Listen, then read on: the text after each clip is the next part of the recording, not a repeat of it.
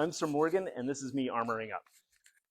I already have my legs on. My legs are made out of plastic, so they're light, but these things are pretty well bulletproof. They take a shot really well. I've also got personal protection on, and underneath the armor, you have to have padding. So I have my knee pads on, and I wear soccer shin guards for the errant shot to the shin, which we don't throw, but still happens every once in a while accidentally. Okay. Next step is I got to go with my upper body. So I got to get pads on for my elbows. I hide my armor, so my tunic is going to go on over this. I mean, I don't hide my armor. I hide my leg armor. Whatever. Speaking of hiding my leg armor, let's throw some pants on. I like to hide the plastic because it's not medieval. But that's not a hard and fast rule most of the time. Sometimes you'll have tournaments that are specifically period specific. You have to wear everything that somebody would in history as best as possible. But usually it doesn't really matter, especially for starting fighters. We just want you on the field. So you'll see that I have black squares on my knees. Those mark where my knees are so that people don't target my knees or lower. And plus, it's leather that keeps the pants from tearing like they do oftentimes. So, throw on my ratty tunic. This is an old tunic. It used to be a dress tunic, but then it started to get beat up and faded, so I switched that to a fighting tunic, which is why it's full of holes. Oh, I'm going to have to take the mic off. And that to eat.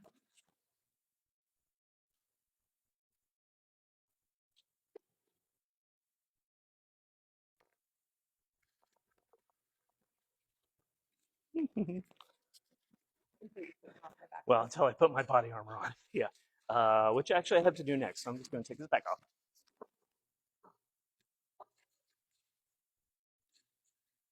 Okay. Body armor next. I wear lamellar, which is a type of armor that has existed since people could work metal or leather. And it's such effective armor that apparently was still in use in World War I. Pro tip, when making armor, make sure that your buckles are far enough forward that you can buckle them yourself. Don't put them directly on your side because you'll never be able to reach them. It's already hard enough.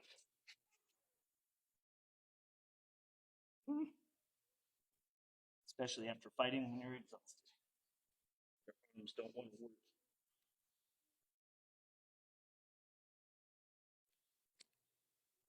Another pro tip of making armor, always have two buckles, not just one, because if one fails, you're still buckled in.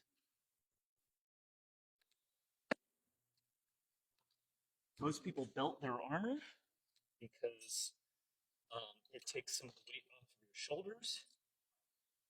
And armor, no matter how light, will eventually weigh on you. So it's good to have a belt around your armor. That's why I've got this supple part built in here. So I've got protection lower on my hips here, but the belt takes off a lot of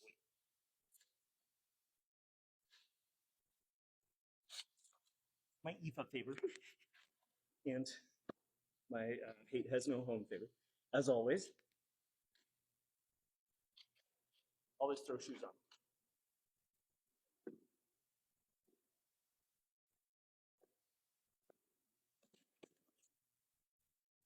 Next is arms. I wear leather because it's more period for my persona. This is hardened leather, so it's kind of like wood. Takes a shot really well, relatively easy to maintain. It's typically cheaper than steel, typically.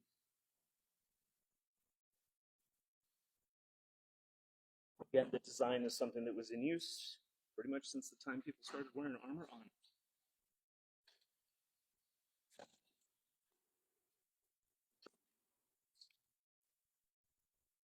So at this point, I have most of the things armored that I'm required to have armored. Finish my arm here. So you can see I've got my elbows. The points of the elbows are important because they protect the bones inside my elbows. Forearm armor is not required, but highly recommended.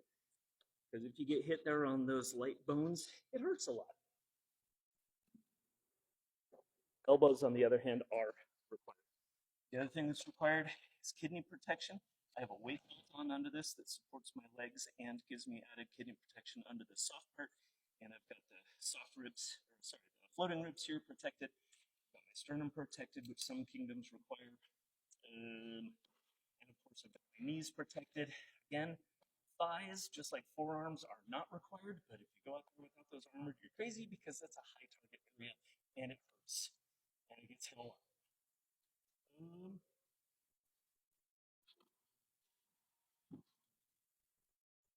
Next up, also required armor is the gorget, neck armor. You have to have the throat covered. Don't want to crack a hyoid bone, which is the bone inside your larynx. Seen it happen? It's not pretty.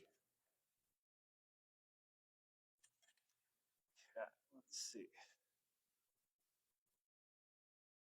The gorget smells bad. Keep trying to spray it. Oh, I can't get it buckled. Okay, so now the front of my throat is protected and the top of my spine is protected, both of which are required. The only other things that I have to put on is hand covers called demi gauntlets when fighting with closed weapons.